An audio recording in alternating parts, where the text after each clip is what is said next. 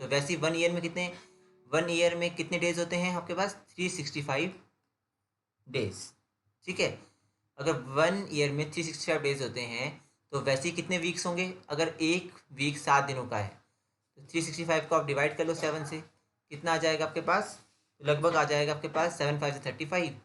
ठीक है, एंड 7 2 14 और एक डे आपके पास बच जाएगा। तो 52 पूरा का पूरा कट जाता है, बचता क्या है? एक डे। तो इस एक डे को हम क्या बोलते हैं आपके पास? Odd days. ठीक है, तो बहुत सिंपल है कि 1 ईयर में आप एक कॉपी पे लिखते जाइए, साथ साथ नोट करते जाइए। 52 आपके पास क्या है? टोटल वीक्स हैं प्लस 1 ऑर्डनरी डे है। ठीक है, इसको मैं 1 और डे बोल देता हूँ, ऑर्डनरी डे की जगह पे और डे कर दिया मैंने, सिंपल है।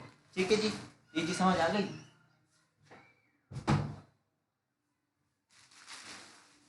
उसके बाद हम बात करते हैं लीप ईयर। ठीक है, लीप ईयर क्या होता है? ठीक है, लीप ईयर वो होता है जैसे आप मान लीजिए जो 400 से डिवाइड हो जाता है, 4 से डिवाइड हो जाता है। ठीक है, 400 से डिवाइड होता है, 4 से डिवाइड हो जाता है।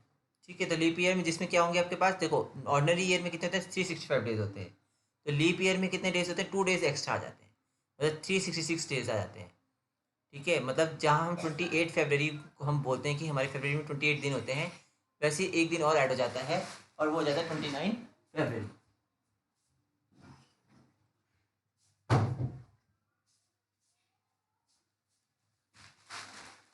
ठीक है जी, 29 फरवरी। तो कितने टोटल डेज कितने आ गए आपके पास? एक्स्ट्रा डेज आ गए, तो 2 डेज आपके पास एक्स्ट्रा आ गए। तो ठीक है, तो जब 365 डेज थे तो कितने दिन थे एक्स्ट्रा? एक दिन था। जब लीप ईयर आएगा तो कितने एक्स्ट्रा दिन आ गए आपके पास? आपके पास याद रखोगे आप कितने आ गए? 364 पूरा कंप्लीट होगा प्लस 2 और डेज होंगे। ठीक है, बस आपको ये लॉजिक याद रखना है, बहुत सिंपल लॉजिक है। मैं इस लॉजिक को थोड़ा और क्लियर कर देता हूँ। ऑर्डिनरी ईयर में, ऑर्डिनरी ईयर में क्या होता है आपके पास? कितने दिन होते हैं? 1 एक्स्ट्रा डे होता है, तो 1 और डे होता है। ठीक है, वैसे ही जब लीप ईयर आ जाएगा आपके पास तो कितने एक्स्ट्रा डेज होंगे? 2 और डेज होंगे। तो ये आपको बहुत अच्छे से रखना है याद, ये बहुत जरूरी आएगा, ये आपको अच्छे से याद रखना है। ठीक है, लीप ईयर का एग्जांपल ले लेता हूँ मैं, जैसे 2004 है, तो जो 4 है वो किससे डिवाइड हो जाता है? वो 4 से डिवाइड हो जाएगा जी, हो जाएगा, तो ये लीप ईयर है। अगर 2005 है, अगर मैं 4 से डिवाइड करूंगा तो कंप्लीटली डिवाइड नहीं होगा, तो इसका मतलब ये क्या है? ऑर्डिनरी ईयर है। ठीक है, और ये क्या है आपके पास? Leap year. जो भी आपके डाउट्स इस सेशन में आएंगे या कुछ भी आएंगे, काइंडली कमेंट कीजिए, वो डाउट्स दीजिए, ताकि हम जब नेक्स्ट पार्ट 2 लेके आएंगे इसका, तो आपके वो डाउट्स भी हम क्लियर करेंगे। या आप मुझे मेल कर सकते हैं setsguru.in@gmail.com। ठीक है, उस ईमेल आईडी पे भी आप हमें अपने डाउट्स को मेल कर सकते हैं, या हमारी ऐप के थ्रू भी आप हमें लिंक कर सकते हैं। चलिए बढ़ते हैं आगे। पहले कुछ शॉर्टकट्स बता रहा हूँ। पहले ये याद रखना है आपको, सेंचुरी, सेंचुरी मैंने क्या होता है? 100। तो जब 100 ईयर्स हो जाएंगे, मैं सेंचुरी की बात कर रहा हूँ, 100 ईयर्स हो जाएंगे तो उसमें कितने और डेज होंगे? ये शॉर्टकट है, आपको याद रखना है बस, आपको और कुछ निकालना नहीं है। 5 और डेज होंगे, और कौन सा दिन दिन होगा उसमें? फ्राइडे होगा, ये याद रखना है आपको। यदि 200 होगा, ठीक है, तो कितने और डेज होंगे? 3 और डेज होंगे। और क्या वीक पड़ेगा आपके पास? क्या डे पड़ेगा? वेडनेसडे। ठीक है, ये लिख लीजिए कॉपी में, बार बार बता रहा हूँ। यदि 300 होगा तो आपके पास क्या होगा? एक और डे होगा, और उस दिन क्या पड़ेगा? मंडे। ठीक है, याद रखना है आपने। यदि 400 होगा तो आपने क्या रखना है? 0 और डे होगा, और आपने क्या लिखना है? उस दिन क्या होगा? संडे होगा। बस आपको ये चीज़ें याद रखनी है। सेंचुरी मतलब 100, 200, 300। ठीक है, यदि मैं 500 बोलूँगा तो 500 में कितने और डेज होंगे? ठीक है, 500 को तोड़ सकता हूँ मैं 100 + 400। तो 100 में कितने डेज होते हैं और डेज? 5, और 400 में 0। टोटल कितने दिन हो गए? 5 और डेज हो गए। ठीक है, तो 5 और डेज का मतलब कौन सा दिन होगा? फ्राइडे। ठीक है जी, चलिए बढ़ते हैं आगे अपने अगले टॉपिक पे। जो आपको याद रखना है, सबसे पहले मैं एक कोड लिख रहा हूँ, वो आपको कोड याद रखना है। उस कोड को हम, वो बस आपको जो कोड्स मैं बता रहा हूँ उनसे आपके सारे क्वेश्चन निकल जाएंगे, 5 स्टेप में आपका क्वेश्चन निकल जाएगा, पर आपको याद रखने हैं वो। तो पहले याद रखना है 0 1 2 3 4 5 6। ठीक है, 0 आपका होता है, किसका हो जाएगा आपके पास? याद रखना है संडे का। 1 हो जाएगा आपका मंडे का। 2 हो जाएगा आपके पास ट्यूसडे का। 3 हो जाएगा आपके पास वेडनेसडे का, 4th थर्सडे का। कोड है, याद रखेंगे आप, सैटरडे का ही होगा। ठीक है जी, तो ये आपको याद रखना है पहली चीज़। अगली चीज़ आपको याद रखनी है, कुछ मैं ईयर्स लिख रहा हूँ वो आपको याद रखने हैं। कोड है ये 16 से लेके 1699 तक का कोड क्या रहेगा आपके पास 6, बताऊंगा कैसे यूज़ होगा। 1700 से लेके 1799 तक का कोड जो रहेगा वो रहेगा 4। ठीक है, 1800 से लेके 1899 तक कौन सा कोड रहेगा आपके पास 2। 1900 से लेके 1999 तक कौन सा कोड रहेगा आपके पास 0। और 2000 से लेके 2099 तक कौन सा कोड रहेगा आपके पास 6। ठीक है, ये कोड सबसे इंपॉर्टेंट है, याद रखोगे 64206, फ़ोन नंबर याद हो जाएगा आपको, तो 64206। ठीक है, चलिए बढ़ते हैं अगले क्वेश्चन पे, अगले इस पे लॉजिक पे अपने। ओके, अब मैं कुछ और कोड लिख रहा हूँ, वो कोड भी याद रखने हैं आपको। 033 614 625 035। बहुत सिंपल लॉजिक है। 033 614 625 035, मतलब जनवरी के लिए, फरवरी के लिए कोड 3, मार्च के लिए कोड 3, अप्रैल के लिए कोड 6, मई के लिए कोड 1, जून के लिए कोड 4, जुलाई के लिए 6,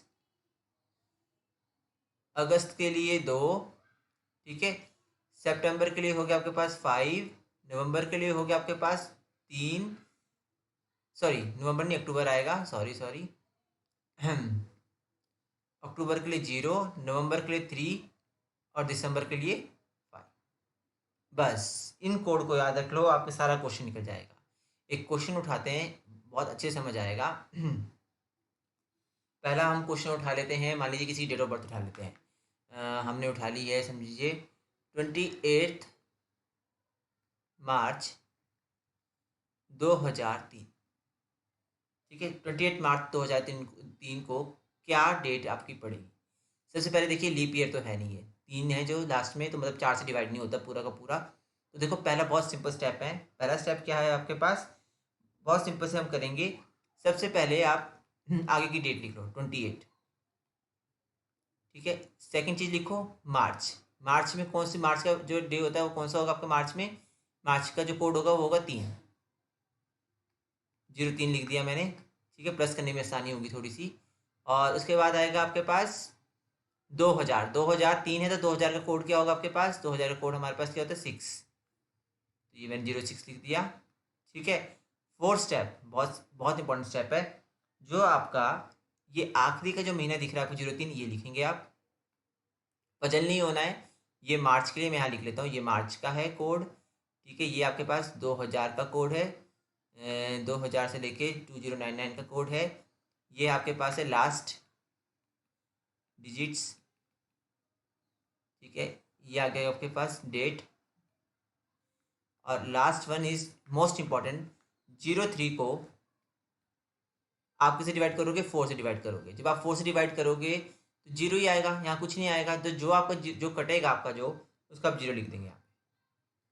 ठीक है जी, तो देखो पहले ये चीज़ समझ आई या नहीं आई, अगर नहीं आई तो बताओ, इसको हम और क्लियर करेंगे। हर एक चीज़ को हम अपनी क्या करेंगे, कंसेप्ट को क्लियर करते चलेंगे, जहाँ भी आपको डाउट आएगा ठीक है, वहाँ पे हम क्या करेंगे, आपके हर एक डाउट को हम सॉल्व करेंगे। आपका पेपर में 1 नंबर का क्वेश्चन कहीं भी नहीं जाना चाहिए।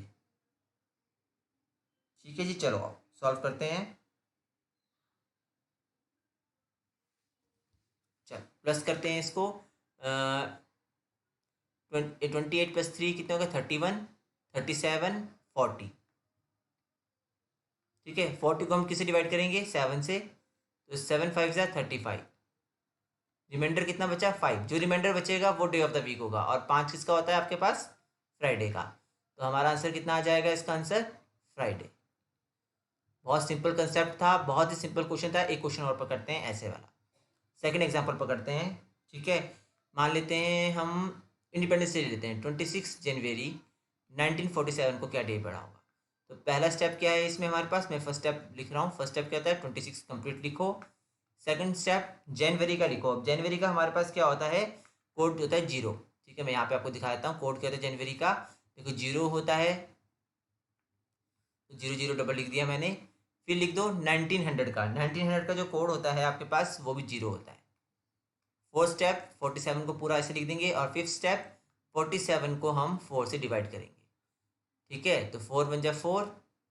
ठीक है, खत्म हो गया आपके पास, और कट गया। ठीक है, 7 बचा, 4 बन जाए 4, 3 बचा। तो जो कंप्लीटली कट जाएगा उसको हम लिखेंगे।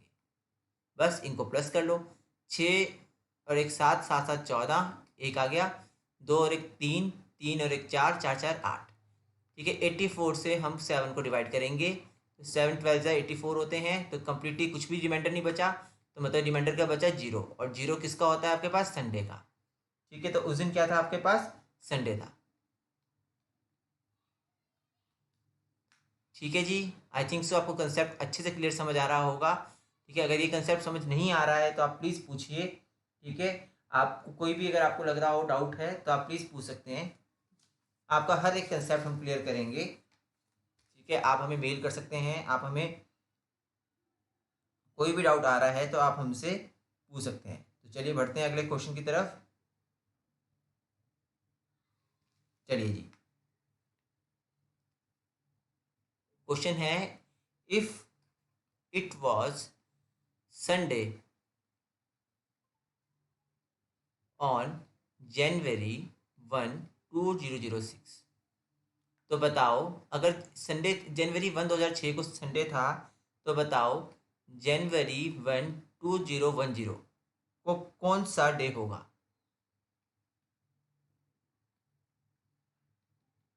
ठीक है, ये क्वेश्चन पूछा। यदि January 1 2000 को क्या था आपके पास,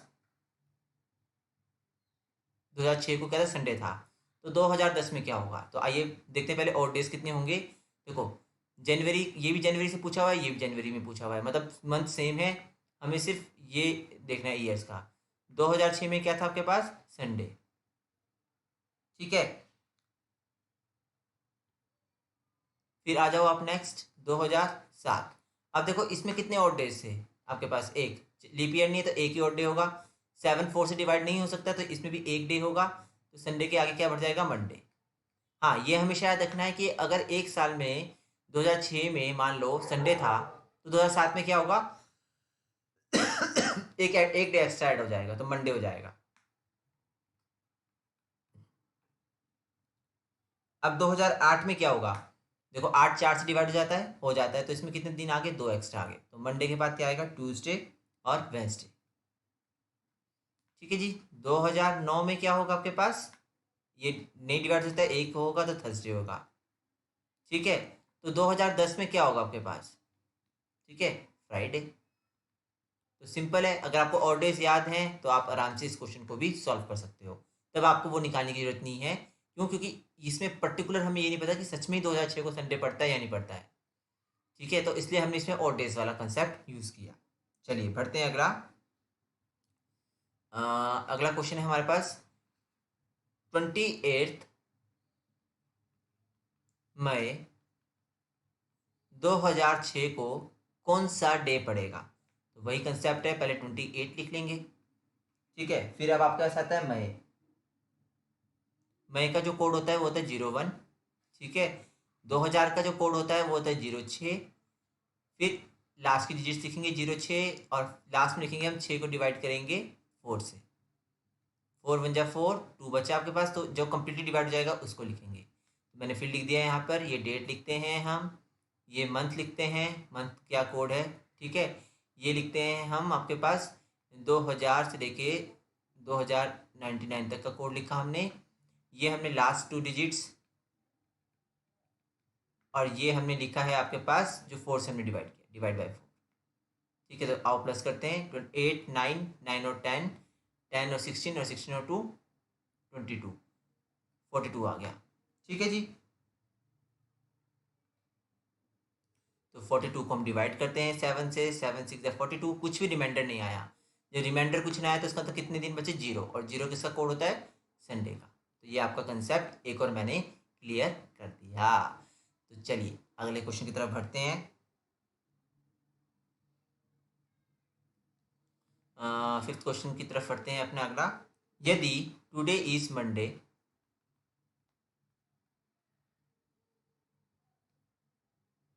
after 61 days it will be. यदि आज मंडे है तो 61 डेज बाद क्या होगा? तो देखो, अगर आज मंडे है तो पहले हम देखते हैं कि 61 डेज को हम डिवाइड करते हैं 7 से, क्योंकि मंडे के बाद 7 दिन बाद फिर से मंडे आएगा। तो हम 61 को डिवाइड करते हैं 7 से, तो 7 8 जा 56। क्या बचा आपके पास? 5 दिन एक्स्ट्रा बचे। ठीक है, 5 दिन बचे। तो अगर पहला दिन मंडे था, ठीक है, तो 5 दिन बाद क्या होगा आपके पास? सिंपल सी चीज़ है, ठीक है ना। तो अगले दिन क्या होगा आपके पास? ट्यूसडे, वेंसडे, ठीक है ना। सॉरी मंडे तो यहाँ आएगा ना आपके अगले दिन। सॉरी सॉरी मैंने आपको बताया, ठीक है। ठीक है, 7 दिन आपके पास, 61 डेज की बात बोल रहे हैं, 7 8 से 56। ठीक है, कितने दिन बचे? 5 दिन बचे। ठीक है, तो पहले दिन मंडे था, ट्यूसडे, वेंसडे, ठीक है। यहाँ से हम काउंट करेंगे। इसको मैं यहाँ से आपको थोड़ा और क्लियर करता हूँ, कि मैं आपको थोड़ा सा और क्लियर कर देता हूँ इस कंसेप्ट को।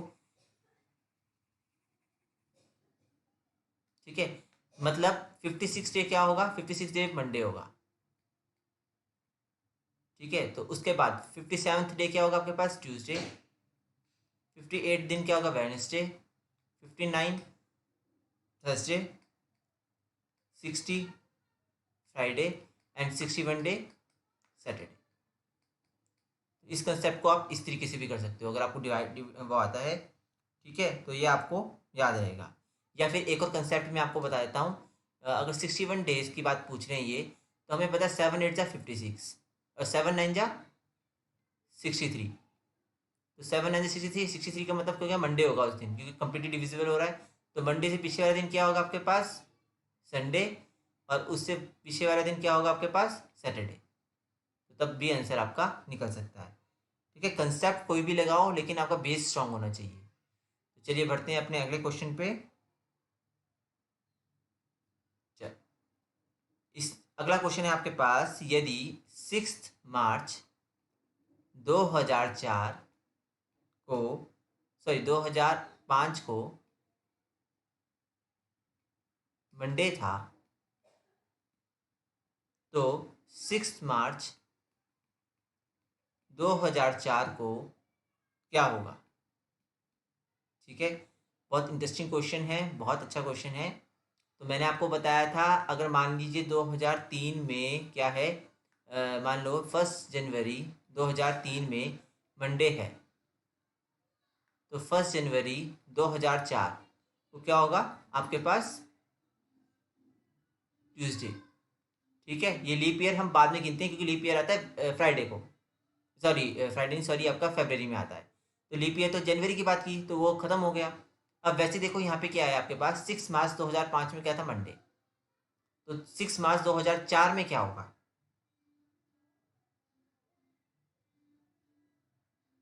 ठीक है, अब देखो हम मार्च से इंक्लूड कर रहे हैं, हम फरवरी को नहीं गिन रहे हैं, मार्च से लेके नेक्स्ट मार्च से गिन रहे हैं।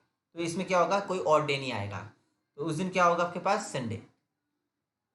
ये कंसेप्ट क्लियर हुआ आपके पास? अगर मैं यहाँ लिखता, मान लो 6 फरवरी 2005 में मंडे था, और मुझसे पूछा है कि 6 फरवरी 2004 में कौन सा डे होगा, तो तब फरवरी हमने काउंट कर लिया है। तो फरवरी के अंदर कितने, अगर फरवरी की देखा जाए 2004 लीप ईयर आ गया, तो 2 और डेज आते हैं। तो उस समय क्या होना था आपके पास? सैटरडे। लेकिन यहाँ हमने क्या किया? फरवरी इंक्लूड नहीं किया, हमने मार्च से लेके मार्च तक खत्म किया है। ठीक है, 2004 के मार्च से लेके 2005 के मार्च तक खत्म किया है। तो इसका मतलब क्या हो गया कि फरवरी नहीं आया, तो फरवरी में और डेज नहीं आएंगे, तो हमने सिर्फ इंक्लूड करना है एक ऑर्डिनरी डे। तो इसलिए इस दिन आया संडे। ठीक है जी, चलिए बढ़ते हैं अगले क्वेश्चन पे।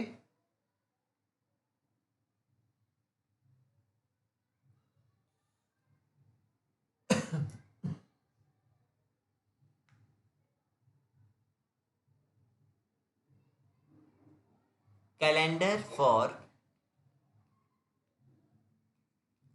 The year 2007 will be same for the year। ठीक है, जो कैलेंडर है 2007 का, वो किसकी तरह सेम होगा आपके पास? ठीक है, तो देखो 2007 का कैलेंडर किसकी तरह होगा, इसको हम करेंगे ऑड डेज के थ्रू। देखो 2007 में कितने ऑड डेज होते हैं, एक। ठीक है जी। 2008 में कितने कितने कितने आपके डेज होते हैं आपके पास, 2008 में दो दो डेज होते हैं, ऑड डेज आएंगे कि 4 से डिवाइड हो जाता है। 2009 में कितने डेज होते हैं, हमें देखना है कि कंप्लीटली जो 7 से डिविजिबल हो जाए। तो अगर ऐसा जो भी काउंट हमारा जोड़ के 7 से कंप्लीटली डिविजिबल हो जाता है तो वो डे हमारा क्या होगा, रिपीट होगा। 2009 में कितना आता है आपके पास, एक दिन आता है। 2000 दिन में 10 में एक दिन आता है। 11 में भी एक आता है। ठीक है, इनको प्लस करें, 2 + 1 3 4 5। ठीक है, 2 + 1 3 4 5 6। 2012 में कितने आ गए आपके पास, 2 और डेज आ गए। ठीक है जी, फिर थोड़ा नीचे लिख लेता हूँ। 2013 में कितने आ गए आपके पास, एक दिन।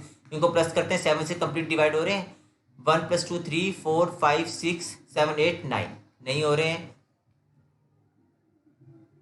10 11 13 14।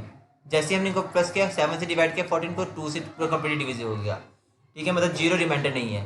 तो इसका मतलब कब रिपीट होगा, 2017 में। 2007 का कैलेंडर कब रिपीट होगा, 2017 में। ठीक है जी। तो ये जो टॉपिक है आपका, जो लीप ईयर का, जो आपका कैलेंडर का क्वेश्चन से मैंने आपको 7 या 6 7 8 क्वेश्चन करवाए हैं अभी के। तो आपको क्या करना है, पहले इन क्वेश्चंस को ट्राई करना है। इन क्वेश्चंस को लेके आप अपनी बर्थ डेट, अपने फ्रेंड की बर्थ डेट से लेके उनको निकालिए, जो मैंने एक चार्ट बना के दिया है। आपको अगर ये वाला कंसेप्ट समझ आ गया तो प्लीज़ कमेंट कीजिएगा, ताकि हम जल्दी से जल्दी आपका नेक्स्ट पार्ट लेके आ सकें। तो आपको अभी तक जो भी आपको यहाँ तक समझ आ गया है तो प्लीज़ हमें कमेंट जरूर कर दीजिए, और अगर आपको वीडियो पसंद आई हो तो प्लीज़ लाइक भी कीजिएगा, और हमारे चैनल को सब्सक्राइब कीजिएगा। Thank you so much.